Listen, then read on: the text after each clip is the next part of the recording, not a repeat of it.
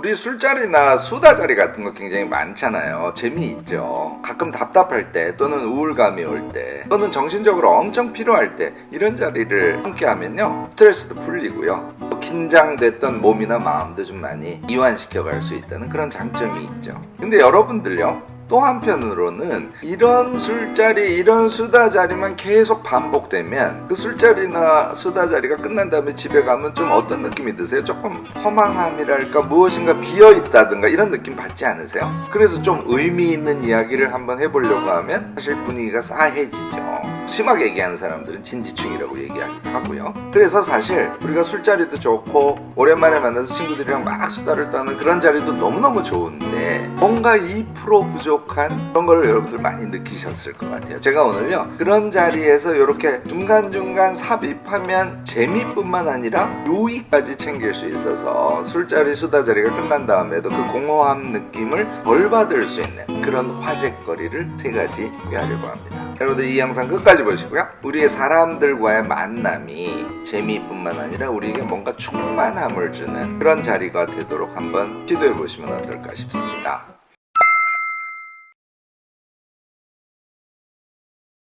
안녕하세요. 무엇이든 3가지로 가르쳐드리는 명지대 교수 김익환입니다. 술자리나 오랜만에 친구들끼리 만나서 수다를 떠는 그런 자리 너무너무 재미있고 편안하고 좋은 건 사실이에요. 그런데요, 제가 주변에서 들은 얘기로는 그런 재미가 참 좋기는 한데 좀 너무 표피적인 그런 관계인 것 같아. 뭔가 집에 혼자 들어가면 뭐 좀 한 것 같고 이렇게 마음이 뿌듯해지고 이런 것이 아니라, 아씨 오늘 술 너무 많이 먹었네, 괜히 그 친구들이랑 쓸데없는 얘기만 했네, 뭐 이런 느낌을 받을 때가 꽤 많다는 거예요. 제가 의문스러운 거는 대부분이 그렇게 느끼는데 그것을 해결하려고 뭔가 해결 방법을 생각해 보지 않는다는 겁니다. 그러니까 그런 아쉬움을 가질 수밖에 없는 경험들을 반복하면서도요, 그것조차 없으면 자기를 풀어놓을 곳이 없으니까 싫다 하면서도 좋아하는 그런 상태가 되어버리는 거 아닐까요? 여러분들 많이 경험하셨겠지만 만나면 제일 많이 하는 것이 다른 사람에 대한 이야기, 심지어는 험담, 그리고 정말 이거 힘든데요, 듣기조차 힘든데 정치 이야기도 뭔가 좀 근거를 갖고 논리 정연한 수준에서 이야기를 하면 좋은데 그냥 마구잡이로 욕만 하는 그런 정치 이야기.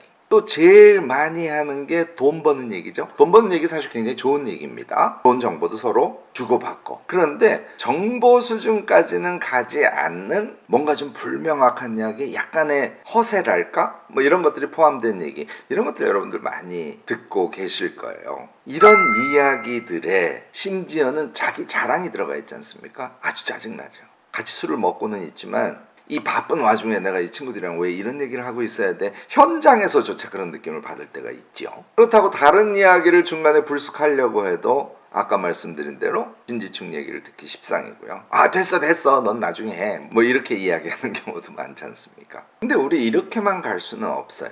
술자리 굉장히 많고요, 친구들 만나서 수다 떠는 그런 기회가 정말 많죠. 이 시간을 그냥 이렇게 내버려 둘 수는 없다는 게 제 생각이에요. 그래서 오늘 여러분들께 3가지의 대화의 소재에 대한 제안 말씀을 드리려고 마음을 먹고 이렇게 영상을 찍게 된 건데요, 앞서 말씀드린 대로의 그런 대화가 계속 진행이 된다는 것은 우리가 적어도 그 자리에서는 표층으로 사람을 만나고 있다는 걸 뜻해요. 사람과의 관계라는 것은 심층을 포함한 소통이어야만 서로에게 좋은 감정을 전할 수 있고 자기의 위안을 받을 수 있고 또 다른 사람의 생각이나 태도 등을 통해서 깨달음을 얻고 상호 성장이라는 것을 이루어갈 수 있지 않습니까? 물론 그것을 위해서 너무 직접적인 이야기를 하면 좀 지루해하거나 재미없어 할 수 있습니다. 그렇지만 이런 심층의 관계를 만들 수 있는 술자리나 수다자리를 우리가 기획해 볼 수 없느냐? 그렇진 않아요. 각자에게 긍정을 낳는 그런 자리, 그런 대화들, 관계가 계속 이어졌을 때, 그런 술자리나 그런 수다자리가 지속적으로 이어졌을 때 재미도 있고 기쁨이 되기도 하고 또 한편으로는 유익하기도 한 그런 대화 방식을 우리 조금씩 시도해보면 좋지 않을까, 저는 그렇게 생각을 한답니다. 이렇게 하기 위해서는요, 일단 관점이랄까, 어떤 생각의 어떤 색깔이랄까, 이런 것들을 먼저 한번 떠올려 보시면 도움이 될 것 같은데요. 저는 중간다리라는 용어를 씁니다. 그러니까 너무 진지하지도 않고 너무 표면적이고 헤헤헤헤 하는 것도 아닌 그 중간 정도의 중간다리를 우리가 설계할 수 있으면요, 재미도 있고 충만함도 느낄 수 있는 그런 수다를 우리 이어갈 수 있다고 저는 생각해요. 세 가지 대화할 때 우리가 삽입할 수 있는 화제거리는 뭐냐면요, 조금 의외이실 텐데요, 저는 첫 번째로는 습관에 대한 이야기를 하는 것이 정말 좋다고 생각합니다. 이 습관에 대한 이야기는요, 그 이야기가 발전해서요, 자신의 가치관이라든지 자기의 일상 삶의 의미라든지 이런 이야기로 섞여갈 수 있어요.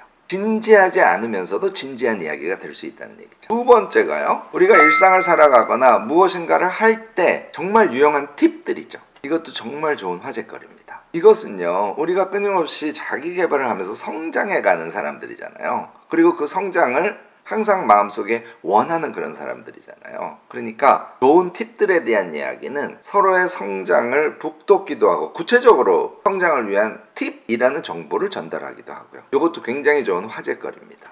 세 번째가 관계 감정에 대한 이야기예요. 얘를 너무 추상적으로 얘기하면 재미도 없고 지루하고 뭔가 주장을 하는 것 같은 느낌을 주고 하지 않습니까? 이렇게 하는 것이 아니라 구체적으로 내가 어떤 사람과 관계를 맺고 있는데 거기에서 느껴지는 아주 구체적인 감정을 가지고 이야기를 던지는 거죠. 제가 말씀드린 이 세 가지의 이야기 소재는요, 우리가 진지충 소리를 듣지 않으면서도 수다나 술자리에서의 이야기가 단지 즐거운 것이 아니라 기쁨과 충만함, 어떤 유익 같은 것을 같이 얻을 수 있게 이렇게 만들어주지 않을까 생각됩니다. 여러분들도 꼭 한번 시도해 보시기 바랍니다. 자, 이제 이 세 가지에 대해서 조금 구체적으로 얘기해 볼게요. 첫 번째, 습관에 대한 얘기라 그랬잖아요. 뭐 여러 가지 흥겨운 얘기들이 막 진행되고 있는 어느 사이에, 야, 나는 요새 이상하게 일을 하다가 갑자기 멍을 때리는 경우가 너무 잦네. 너희는 안 그러냐? 이렇게 이야기를 시작하는 거예요. 마지막에 의문형을 쓰시는 게 정말 좋습니다. 그러면 다른 사람들이 멍 때리는 거에 대해서 자기는 어떻고 뭐 이야기들이 좀 오갈 거 아닙니까? 그 얘기를 진심으로 귀 기울여서 들으셔야 돼요. 나는 이렇게 멍을 때리는데 쟤는 저렇구나. 이 여러 사람의 경우의 수가 우리에게 여러 가지 깨달음을 주는 경우가 많습니다. 그 중간에 나는 내가 요새 생각하는 거는 내가 이런 이유 때문에 내가 멍 때리는 게 심해진 거 아닌가? 이렇게 나 요새 생각한다? 그것에 대한 다른 친구들의 비평이 또 있을 수 있고요. 뭐 이런 방식으로 습관에 대한 이야기를 하는 것이에요. 다른 예도 얼마든지 있을 수 있죠. 저는 요새요, 정말 화초 키우기에 푹 빠져가지고요, 집에만 들어가면 온종일 화초 키우기를 해요. 그런데 이게 너무너무 좋긴 한데 여기에만 시간을 다 쏟아붓다 보니까 내가 그동안 했던 이런 거 저런 거 저저런 것도 전혀 하지 못하고 일상을 보내고 있어서 좀 요새 걱정이 많아요. 이렇게 일종의 자기 고백적인 이야기를 했어요. 자, 이 이야기는 뭐 예를 들어서 일상에서 시간 배분을 어떻게 해서 지내는 것이 좋은지에 대한 그런 화제로 받아들여져서 사람들의 의견이 이곳저곳에서 튀어나올 수도 있고요. 또는 화초 키우기라는, 저는 이것을 식물처럼 살기라고 얘기하는데요. 요즘에 그 각박한 우리의 일상을 식물의 삶처럼 살아가는 것과 관련된 뭐 그런 좀 더 심도 깊은 이야기로 발전할 수도 있겠죠. 자신의 습관이 갖는 자신의 일상에서의 의미 등등을 여러분들이 이야기의 분위기에 따라서 좀 더 이어갈 수 있을지도 모릅니다. 두 번째로 우리가 술자리나 수다 자리에서 새로운 화제로 이렇게 끼워 넣어서 이야기할 수 있는 그런 이야기는요, 우리가 일상을 살아가면서 유용하게 쓸 수 있는 팁에 대한 이야기예요. 예를 들어서 나 최근에 무슨 책을 봤더니 거기에서 현미식을 2끼 하고 저녁 먹고 16시간 동안 아무도 안 먹는, 그러니까 저녁 먹고 그 다음에 점심만 먹는 거지, 이거 했더니 엄청 다이어트에 좋다 그래가지고 내가 지금 2주 해봤거든. 이거 꽤 효과가 괜찮은 것 같더라. 자, 이 이야기에 이어서 다이어트에 대한 이야기들이 많이 오가겠죠.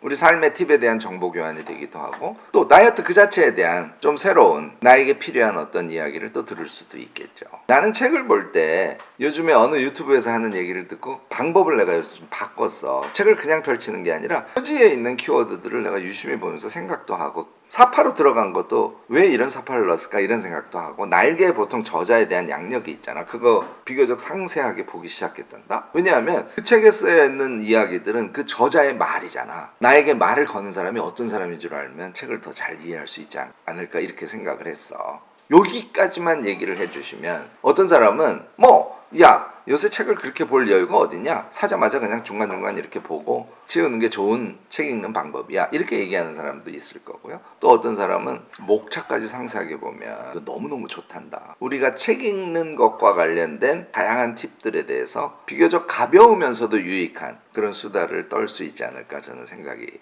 되네요. 이런 게 저는 아까 제가 말씀드린 너무 진지하지 않으면서도 중간 수준이 되는 그런 화제거리들 아닐까 생각됩니다. 세 번째가 관계 감정에 대한 이야기예요. 예를 들어서 요즘에 회사에 어떤 친구가 나한테 너무 가깝게 다가오네. 근데 난 스타일이 좀 안 맞아. 그래서 그 친구가 썩 좋지는 않은데 근데 굉장히 나하고 안 맞아서 그렇지 좋은 친구거든. 내 이런 감정이 이게 좀 이상한 걸까? 이런 의문형의 관계 감정에 대한 구체적인 이야기를 여러분들이 하시지 않습니까? 마찬가지로 비슷한 경우에 대한 자기의 경험의 이야기라든지 그런 관계 감정에 대한 어떤 가벼운 조언 정도의 이야기라든지 이런 얘기들이 충분히 흘러갈 수 있지 않을까 생각돼요.